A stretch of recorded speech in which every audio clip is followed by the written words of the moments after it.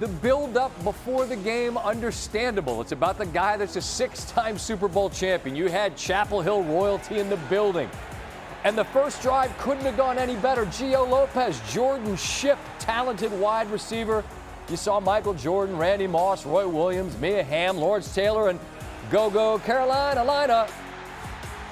What a start. They're up 7-0, and all that optimism, all that chatter manifests itself in that.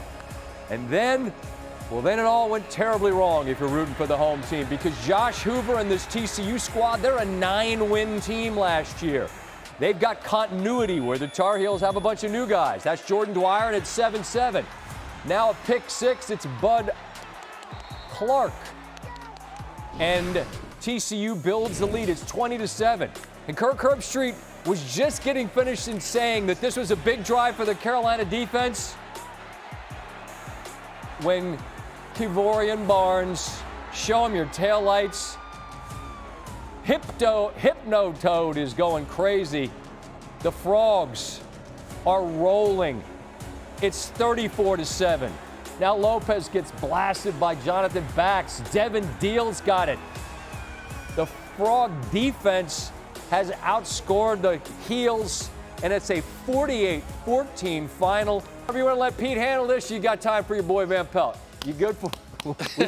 I'm always here for you. He's just down here on the floor beneath me. But yeah, what a game, man! What a weekend! 5 straight days of college football. Loved it, and I'm going to get your thoughts on that in a minute. But as I said there in the beginning of that highlight, I hope and I think our viewers at home understand the build-up and the hype. It's Bill Belichick. He's coming to coach college football. Of course, you're going to wonder and talk about what it might be.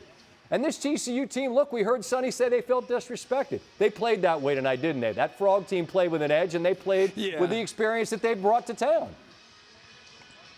Exactly. I mentioned during the broadcast, because I was down on the field with him, that I talked with him throughout the week, getting ready for the broadcast. He didn't really bring up much about feeling a bit disrespected, but on the field, as they were getting ready and minutes away from kickoff, I said, "How you guys feeling tonight?" He said, "We're very ready."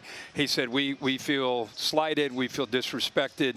And I said what you just said. And he goes, "No, don't get me wrong. I have more respect than anybody for Bill Belichick, but no one's brought us up throughout this whole thing, and our players, feel it, and so we're anxious to go out and play this game." And the way it started, I mean, it looked great for Carolina, but TCU, as you mentioned, an experienced team, a veteran team that knows how to win football games. They won 9 a year ago. And I think they came into this game with a great deal of confidence. And now that this story is over, now it's about where TCU might be headed in the Big 12 this year. And North Carolina obviously has to kind of regroup after week 1. I agree. And looking at that TCU schedule, which you all showed, they've got some chances against teams like SMU and Arizona State fairly early in the season, playoff teams a year ago, to show that perhaps Sonny Dykes, who we know played for a title a few years ago, maybe they have the makings. It's very early, but TCU with an emphatic statement on a night where they felt slighted but made a loud statement. As for Carolina, look, optimism in the offseason, easiest thing in the world to sell. You bring a new coach to town, I don't care who it is. We're going to fly to the ball. We're going to play with tempo. We brought in all these new guys, and that's great. But the reality that we saw on tape tonight is that there appear to be some deficiencies on the lines of scrimmage in particular. What's Bill Belichick going to do? Because I get being a good coach, but you can't overcome what you don't have. What do they lack? Well, they're going to have to continue to recruit and develop, obviously. But for the time being, what we saw, because no one knew with 70 new players what they really had. I mean, even trying to put our chart and our boards together, try to figure out who's on this team was somewhat challenging, until we got to about to the end of the first quarter. What do they have? They have a team right now that's got to get a lot better with the physicality at the line of scrimmage. They got to tackle better as a group. A lot of times they would run to the ball in pursuit and be there and then just not finish the play, which will drive Bill Belichick and his son Steve, the defensive coordinator, crazy. I think Max Johnson, I don't know the injury to Gio. You don't know how serious that is, but when Max Johnson got in there, his experience at LSU and A&M really showed. I thought he was more decisive. He got the ball out. There just seemed to be a little bit of a flow and rhythm to the offense with him in there. So wouldn't be shocked if maybe he gets an opportunity here in the next game or two. And end of the day, they just got to continue to find pieces. And in the film, when you're down 41-7, I bet there's some guys that were starters that maybe they didn't give quite 100%. Yeah. Maybe guys that came in off the bench did. So they're going to continue to tweak and try to get better. But I don't know about you, but this is a team that obviously has got a long way to go by the time they get into conference play to try to be a competitive team. They do. Their schedule isn't as difficult as it could be given what we saw from the ACC. No. That they duck a lot of the teams that really made emphatic statements. And I want to close with that, Herbie. You mentioned it's been a 5-day feast for folks like us that love college ball. The statements that were made that you think were the loudest that will resonate beyond just early September. Who caught your eye that you're saying they really showed me a lot? LSU would be the first one just because they have a defense to go with the quarterback, Garrett Nussmeier. They got pieces around Garrett. The other thing that I think stood out to me was his play on the road in that environment. That was a tough game for them. They played smart. He didn't turn the ball over, which at times was an issue for him last year. I think they're a real threat in the SEC and potentially for a national title. The other team has got to be Florida State. I mean, we were kind of kidding, like Tommy Castellanos, what is this guy doing? What's he thinking? Calling out Alabama. You don't want to ever do that against Alabama. I don't know what's a bigger story, how good Florida State looked or how terrible Alabama looked. It's a toss-up. I'm anxious to see what Alabama does with Kalen DeBoer. He's a great coach. He's got some good players. But to me, it was more about energy, a lack of effort, not necessarily just execution. It's like, where's the speed on this team? I know they have Ryan Williams, but they just didn't look like a team that had, I don't know if they had ankle weights on or what their deal was, but they look slow to me. So I don't know where they go from here. They got to get a lot better. But Florida State, going back to your theme, it's got to be a team you walk away with, along with Miami, that looks like, wow, those two teams, 1 week, but those two teams I thought made great statements. Yeah, at Stanford, Steve and I do a pod late Saturday night, and we both mentioned that Florida State program is a proud program. They put the money into Doak, and they played with an energy that's reminiscent of the old days of Coach Bowden when they were in your face every single play and let you see it and hear it and feel it. They were tremendous. They start with a lightning bolt down there in Tallahassee. Herbie, you were fantastic throughout. I know you time to get some rest and get home. Get Pete out of there. Give him a treat and pat on the head from his buddy Van Pelt. Look forward to talking to you soon. All right, my friend? You got it. Well, it was 34 years ago today Bill Belichick made his head coaching debut with the Cleveland Browns against the Cowboys. They were littered with Hall of Famers. Bill told Holly Rowe before tonight, I hope it goes better than that game against Jimmy Johnson. This one didn't.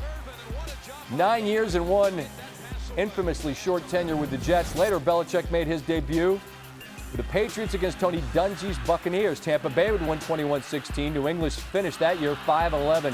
One of just 4 losing seasons that Belichick had in 24 years at the helm, and Foxborough, which of course, as we know, featured ring after ring after ring. Tonight, Chapel Hill started beautifully with a touchdown drive, scripted, could not have gone any better, and it ends in a night where they gave up the most points of any Bill Belichick coached team ever. Dusty Dvoracek is with us in studio. And Dusty, I just want to piggyback on what I was saying to Herbie that you and I were talking about upstairs.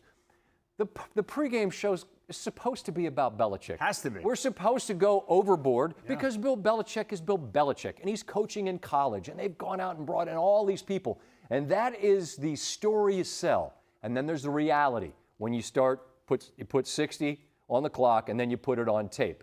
And then we saw what the reality for Carolina is. I want to get to that in a minute.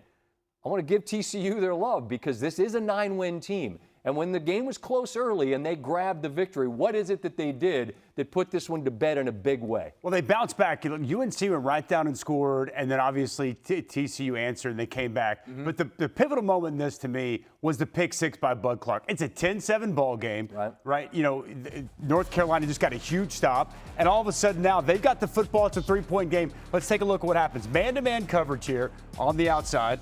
Okay, we're going to get man-to-man out there. We're going to get an inside route. It's going to come here, and we're going to work out here. And then Bud Clark is the key to this entire thing. He's matched up with that inside slot receiver, and you're going to see the anticipation. It's a fifth-year senior, a veteran guy for this Frogs defense. Andy Avalos has to love it. Just freeze it right here, and he's just going to pick it and take it to the house. It's easy. He read it from Gio Lopez, a long throw, and it made it easy. Now this was the haymaker. And we're sitting there after halftime, and Herbie says, with everything that happened, North Carolina has to get a big stop here on defense. Or this happens. This is how they draw it up on the chalkboard. Hat on a hat is what we like to call this. And this is simple gap scheme run. And I want you to just take a look at what happens here. Everybody gets blocked. Everybody does exactly what they're supposed to do. And Barnes is patient. He follows his blocks, strike up the band. It's too easy. The line of scrimmage was the difference for me. Josh Hoover put up great numbers, but throughout the course of this ball game, TCU up front on both lines of scrimmage, they were just too good. I thought that was really glaring difference between these two football teams.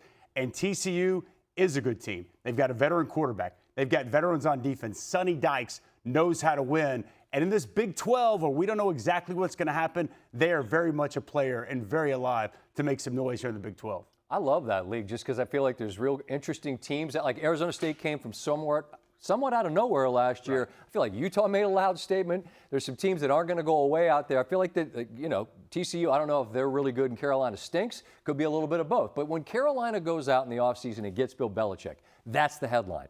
But then you go out and get 70 new players, and that's fine and dandy. But when you're trying to put it together and you find out real quick, maybe we're light up front. How is that overcomable isn't a word. How do you overcome that if that is as glaring a weakness as it appeared it might be? I think you have to continue to practice. You got to grind. You got to push guys and find out who wants to play. And you fix that between Monday to Saturday? It's going to be tough. The one thing they have going for them is a favorable schedule. Clemson's on that schedule. Miami is not. Georgia Tech is not. Louisville is not. Florida State's not. Florida State is not. So they're going to have to take advantage of a favorable schedule, and they're going to have to get better. Look, we know Bill Belichick knows how to scheme. They're going to have to do a good job scheming. I'll be intrigued what happens at quarterback between Gio Lopez. Max Johnson came in, gave him a little bit of a spark, but there's clearly been a quarterback race that he's won. How do you overcome a lack of talent and a personnel issue? It's going to be tough. There's no magic wand at this point in time. This is your football team, and you've got to find a way to get better each and every week. I know it's cliche, but you're going to have to practice, and you're going to have to scheme, and you're going to have to execute very well. The other part of this, too, they were sloppy. Yeah. Like, that was the other thing that surprised me. Like, I knew they were going to be at a personnel deficit, but I thought with Bill Belichick, they would not make mistakes. They wouldn't beat themselves, and that's exactly what they did. You know, we played competitively, but then just couldn't sustain it. So, obviously, we have a lot of work to do. We need to do a better job all the way around, coaching, playing, all three phases of the game. Just wasn't up to what it needs to be, and I know we're a lot better than that. So, we'll need to work on those things and show it on Saturday on a quick turnaround. But give TCU credit. They came in and did a good job, and they were clearly the better team tonight. They deserved to win, and they did it decisively. Coach Andrew Jones, Tar Heel 24/7. When things started to go bad quickly after you guys went up 7-0, what was the sense of? Was there a sense of helplessness that you couldn't stop it? And what was maybe the key sequence that you thought got your team sort of off rails? Yeah, multiple things. Anytime you give up 2 turnovers to touchdowns offensively, that's not good. We gave up several long plays on defense, where they gained a lot of yards on one play. So just too many of those. There wasn't any one thing. It was a combination of multiple things. Too many 3-and-outs, too many long plays on defense, and then 2 turnovers. Well, we had 3 turnovers, but 2 turnovers, touchdowns. You can't overcome that. Given the short how much teaching can you do from this video ahead of Saturday? Yeah, well, we'll use the time best we can to, like I said, correct the mistakes from tonight and move on, and then get ready for Charlotte. So they've got a couple extra days here, and they came off a disappointing game themselves. So we're both a little bit in the same boat here. But yeah, we got a lot of work to do, and we'll get at it. Hey, Coach Chris Asher of Tar Heels on SI. You guys had a lot of missed tackles tonight. How much of that has to do with the limited amount of time you had to prepare for this game is when it comes to tackling? Yeah, you said it. We got to do a better job of tackling. There's no doubt about that. And so we're just gonna have to work harder on it, tackle better. There's no secret to it. There's no pill you can take. You just got to have to tackle better fundamentally and get more guys around the ball so we're not so many tackles in space. Back left. Yeah, Jeremiah Holloway with Inside Carolina. You alluded to it a little bit, but after that first drive, it was kind of a struggle offensively to get points on the board. What in particular, from your vantage point from the sideline, was TCU doing to kind of get you guys out of rhythm from the offensive standpoint? Yeah, look, they just outplayed us. They outcoached us. They were just better than we were tonight. That's all there was to it. They controlled both sides of the line of scrimmage. Their skilled players played well, and they did a lot more things right than we did. So, give them credit for being the better team. They certainly deserve it. Back right. Brian Murphy with WRAL. Coach, could you assess how Gio Lopez played, his injury status, and if you saw enough from Max that job is open or maybe open? Yeah, we'll see how Gio is. They took him off, took a look at him. Hopefully it's not too bad, but we'll see. Give Max a lot of credit. He came in there after being off for a long time and hung in there, made some plays. In a tough situation. So give him a lot of credit for what he did tonight. But we'll take a look at it after we see where things are at here and go from there. I don't know. It's too early to tell now. Right in front of your coach. Yeah. Fan, where did the breakdowns after that first drive happen in the run game offensively for you all? There were multiple. The biggest thing was they had trouble getting off to the linebackers, and they float over the top. We didn't get to them like we needed to, and we got beat in a couple of one-on-one situations. And if you don't make yards on first down, then you're in second and third and long, and it just we ended up with too many 3-and-outs there in that second quarter. So first down really helps you a lot on second and third down. We just didn't do a good enough job on first down tonight. Second row left. Luke DeCock, who's an observer, you talked a lot about going into this about kind of trying to figure out what you had and what you were building. Were you surprised at the way things snowballed sort of late in the second quarter and into the second half? Well, we'll just keep working and keep grinding away. We're better than what we were tonight, but we have to go out there and show that and prove it. So nobody's going to do it for us. We'll have to do it ourselves, and that's what we're going to do. Front row on the right. Noah Weisskopf, Tar Heel 24/7. What was your message to the team in the locker room after a game like this?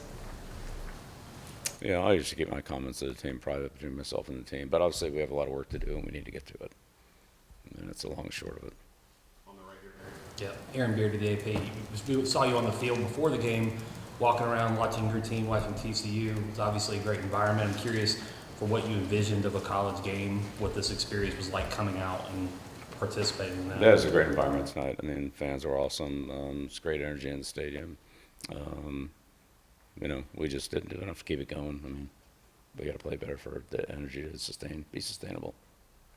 Right next to the right coach. Bill, Brian Marks from The Athletic. You mentioned the fans, the atmosphere was sort of what you were wanting, what you were hoping for. What would sort of be your message to fans who were maybe disappointed by the result and the way that it went as far as sticking with you guys? What I've just been saying.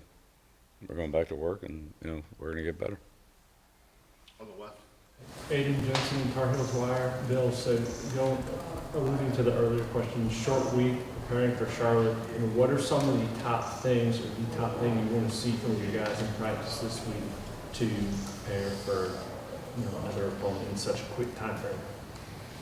Yeah, again, the biggest thing is we have to correct some of the mistakes we made tonight. We just can't perform well doing some of the things that we did. We got to be better than that. And then obviously we got to deal with Charlotte and the problems they present. But we had too many self-inflicted wounds that we have to eliminate before we can, even worry about addressing our opponents. So we'll start with that and then move to Charlotte. Second row on the left. Shelby Swanson, Willing News and Observer.